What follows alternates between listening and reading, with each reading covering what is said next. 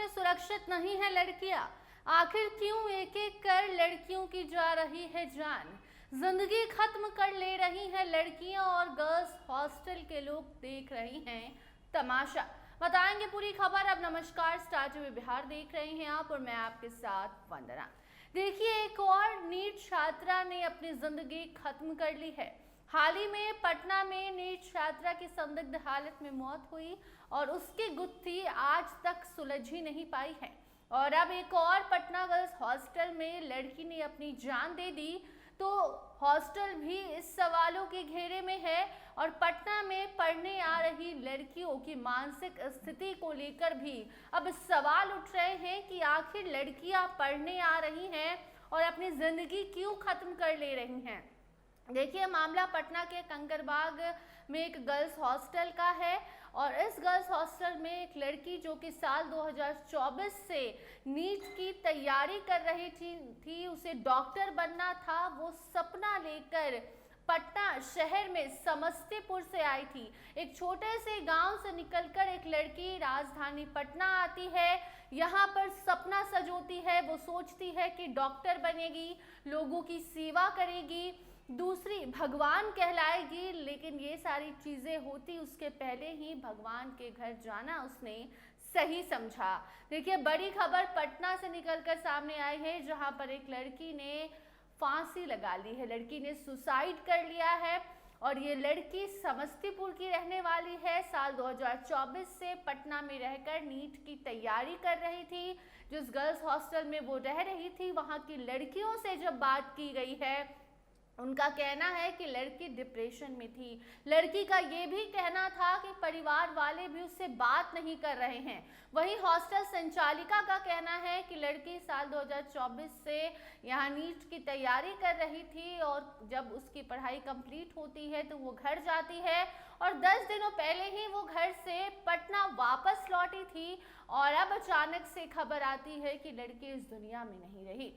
देखिए, जो संचालिका है हॉस्टल की, जो हॉस्टल में महिला वार्डन है, उनका कहना है कि लड़की रात में आम लड़कियों की तरह ही खाना खाकर सोने गई थी। लेकिन वहीं उसकी रूम के अगल बगल जो लड़कियां रहती थी, उनका कहना है कि वो जो लड़की श्रुति, इसका नाम बताया जा रहा है, 17 साल की थी और श्रुति जो है वो खाना खाकर अपने बेडरूम में जाती है और अपने रूम में जाकर किसी से बात करती है। और जो उसके पड़ोस की लड़की है, उसका कहना है कि वो किसी लड़के से बात कर रही थी और उसके बाद रोते रोते उस लड़की के पास आती है और फिर वहां पर कहती है हम बहुत परेशान हैं। तो उस लड़की ने कल रात में उसे कहा भी कि देखो, तुम चिंता मत करो, कुछ गलत मत करना और अपने घर वापस चली जाओ। ये कहकर सब सोने चले जाते हैं और फिर रात में ना जाने उस लड़की के साथ ऐसा क्या होता है, उसके मन में क्या आता है कि सुबह उठकर वो दुनिया देखने से पहले ही भगवान के घर चली जाती है। जी हाँ, उसके आस पड़ोस, उसके रूम के आस पड़ोस की जो लड़कियां हैं, वो लड़कियां कह रही हैं कि जब हमने गेट खटखटाया, क्योंकि बहुत देर तक श्रुति सोती नहीं थी, बहुत शांत स्वभाव की थी, और जब गेट खटखटाया तो अंदर से जब किसी ने गेट नहीं खोला, श्रुति ने गेट नहीं खोला, तो गेट तोड़ा गया और फिर देखा गया कि श्रुति वहां फंदे से लटक रही थी। ये तस्वीर देखने के बाद हॉस्टल में हड़कंप की स्थिति है। अब एफएसएल की टीम पहुंच रही है, मामले की छानबीन की जाएगी और वहीं श्रुति के मौसा जी जो हैं, उनका भी एक अलग ही कहानी इस केस में अभी तक निकलकर सामने आया है। श्रुति के मौसा कहते हैं कि एक लड़का था जो उसे परेशान कर रहा था।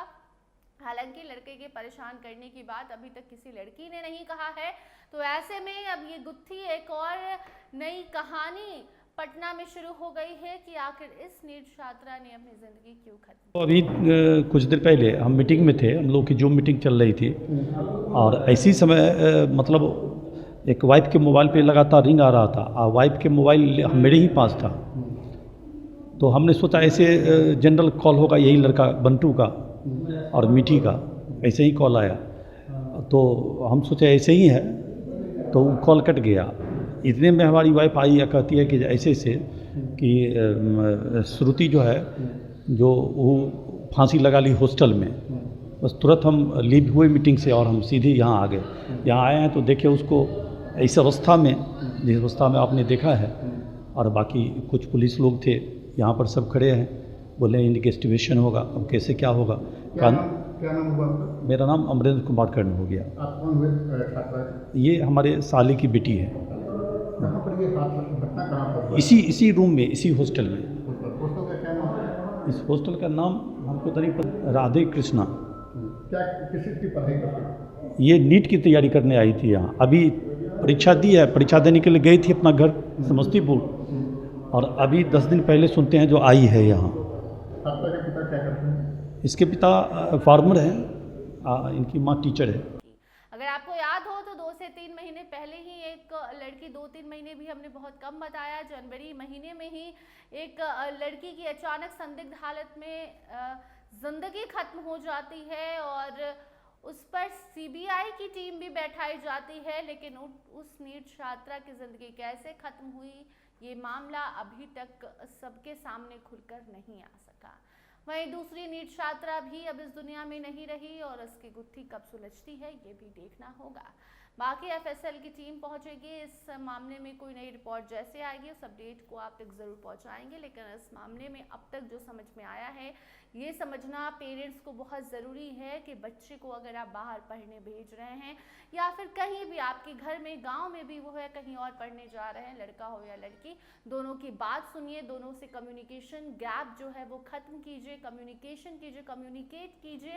बात नहीं करेंगे तो ऐसे ही आपके बच्चों की ज़िंदगी खतरे में पड़ती रहेगी। फिलहाल इस खबर में इतना ही। देखते रहिए स्टार टीवी बिहार।